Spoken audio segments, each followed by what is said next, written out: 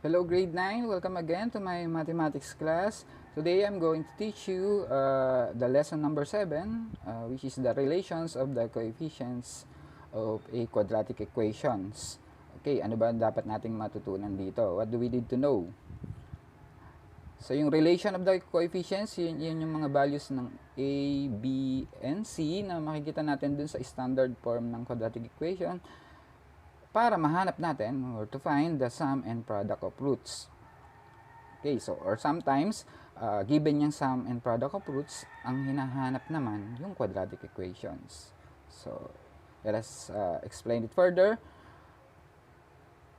Okay, sum of roots and product of roots, may tatandaan tayong mga formulas dito. We have 3 formulas here para mahanap natin yung sum and product of roots and also yung quadratic equations. Okay, so sum of roots is given by the formula is equal to negative b over a. So, pag alam mo yung value ng b, tapos value ng a, divide mo lang yung b ng a, tapos multiply mo siya sa negative 1. Okay, yan yung sum of roots.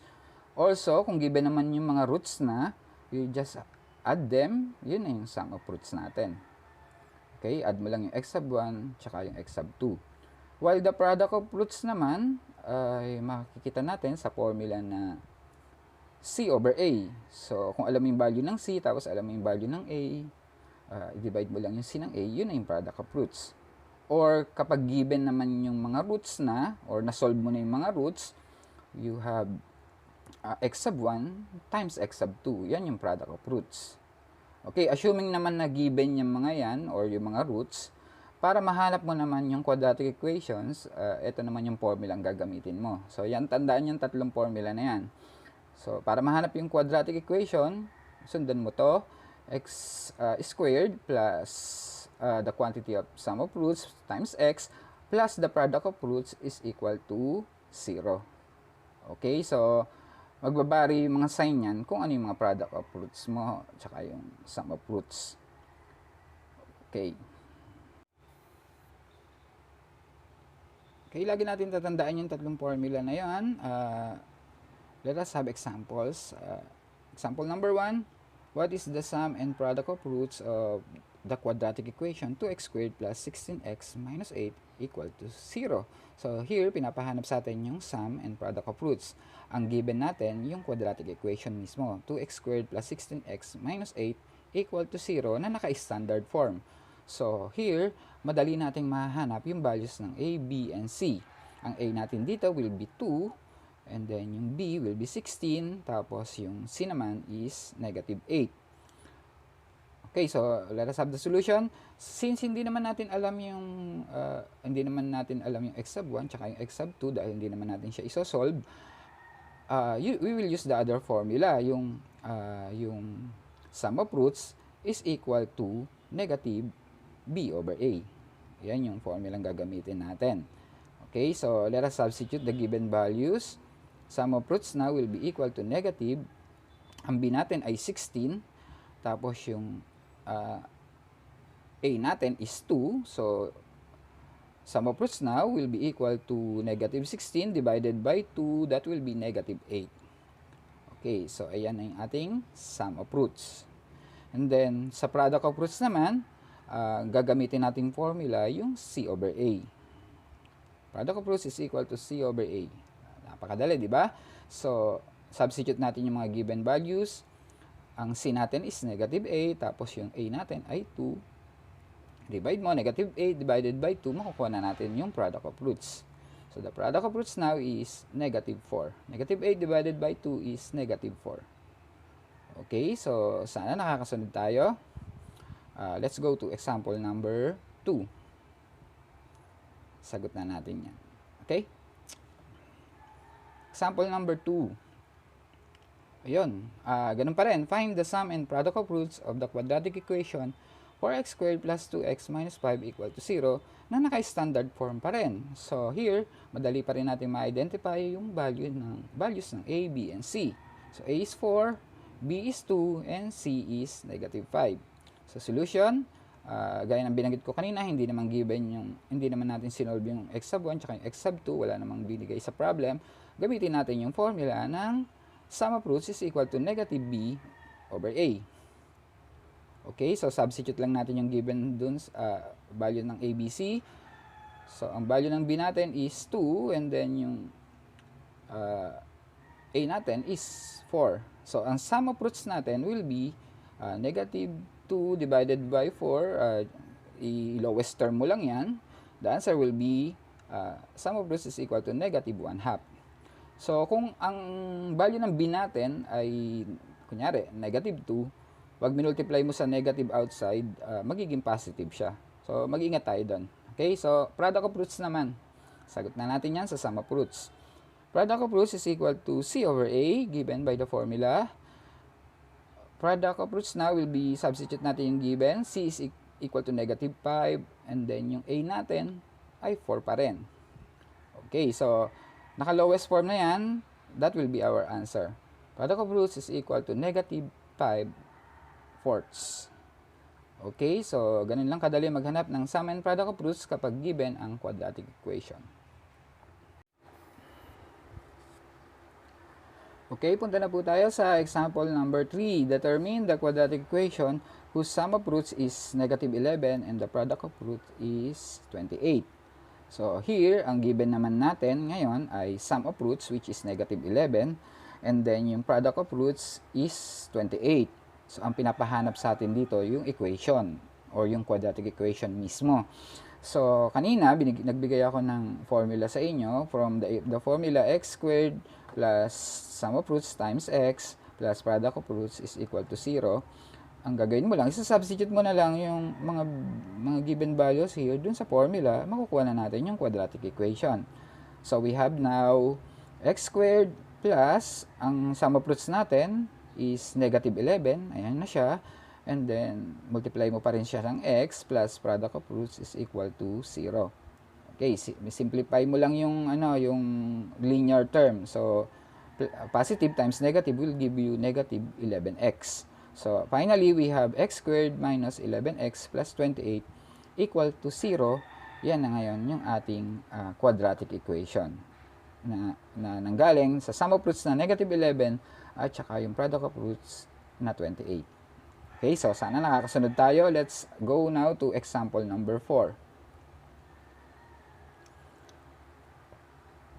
Find the quadratic equation whose roots are negative 6 and 2. So, pinapahanap sa atin dito yung quadratic equation uli. Hindi naman given ngayon yung sum and product of roots, pero given yung mga roots natin. Negative 6 at saka 2.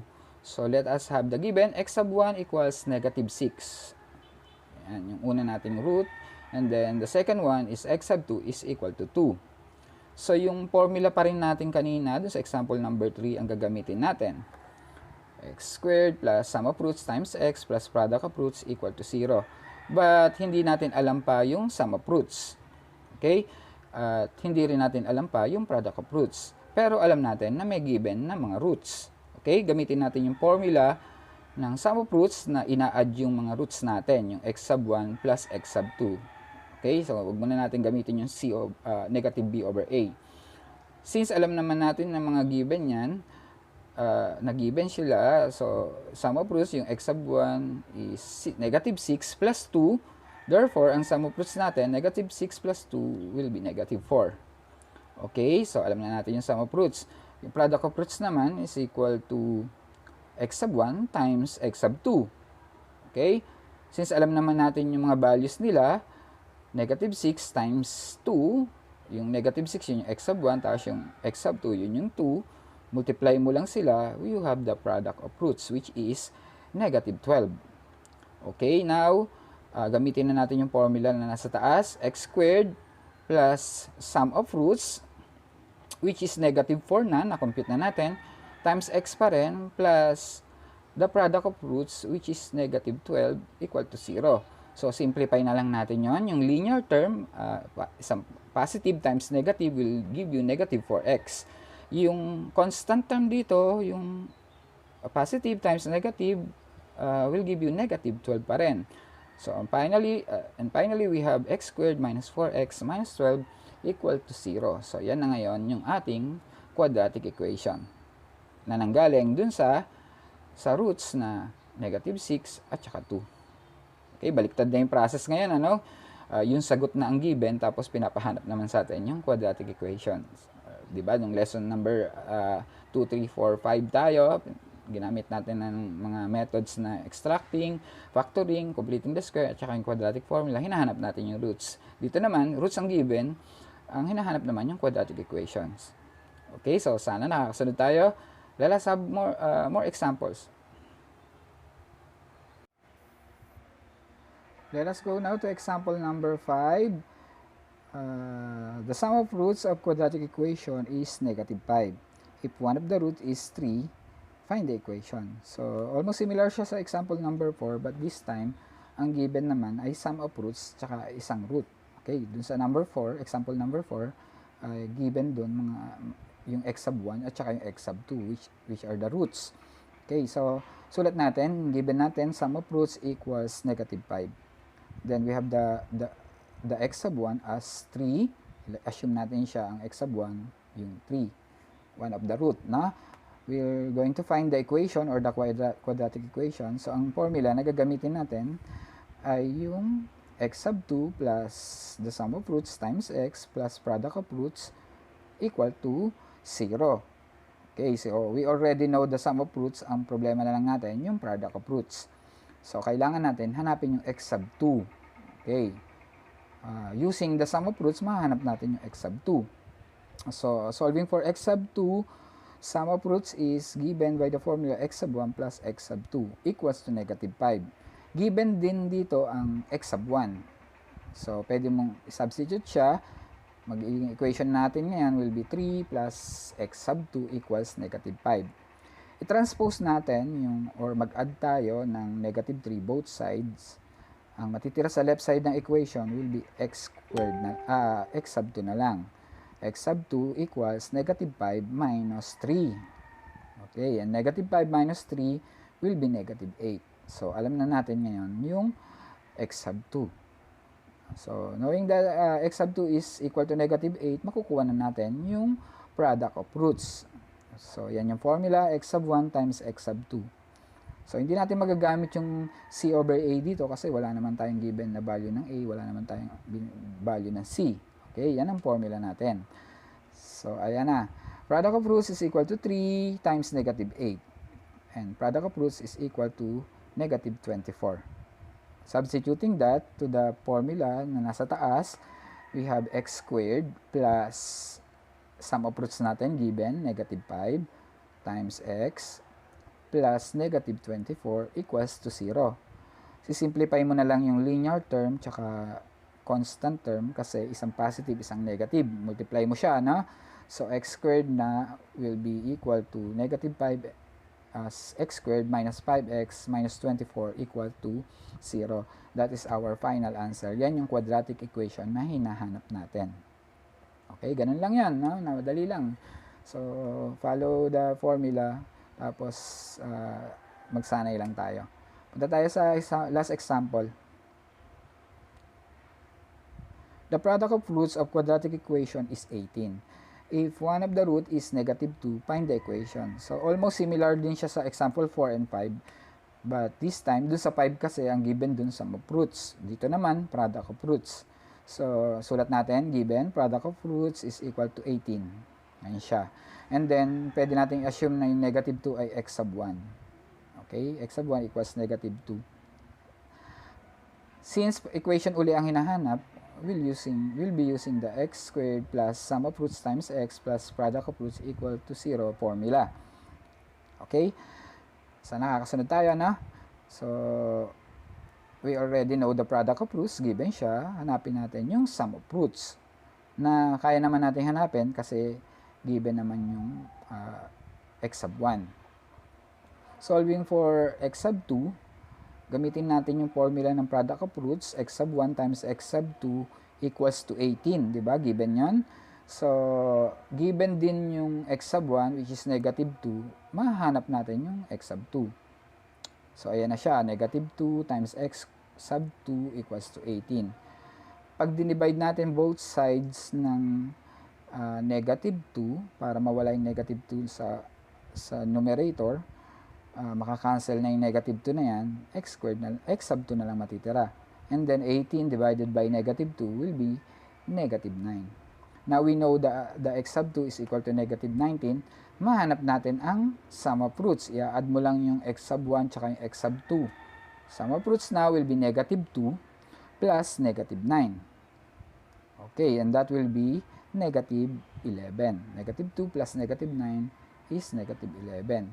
Okay, pwede na natin gamitin yung formula na nasa taas ngayon kasi alam na natin yung sum of roots. So, x squared now plus the sum of roots which is negative 11, kakasolve lang natin, plus the product of roots, times x muna, tapos plus the product of roots na given naman ay 18 equal to 0. Simplify mo na lang yung linear term kasi positive times negative will give you negative. So, x squared now minus 11x plus 18 equals to 0. Yan na ngayon yung ating sagot. Yan yung quadratic equation na hinahanap natin. Okay, so sana may natutunan kayo sa video lesson na to. The relation of the coefficients of the quadratic equation, the sum and product of roots, and then yung paghahanap ng quadratic equation. So, gamitin natin yung mga formula na binigay ko kanina. Yung formula ng sum of roots equals to negative b over a o kaya naman x sub 1 plus x sub 2. Product of roots is equal to c over a or x sub 1 times x sub 2. And then yung formula na nakikita nyo dito sa taas, yung x squared plus sum of roots times x plus product of roots equals to 0. Okay, so pag napanood itong video na to, mag-comment kayo, sulat niyo yung pangalan niyo sa comment section for your attendance. Okay, thank you.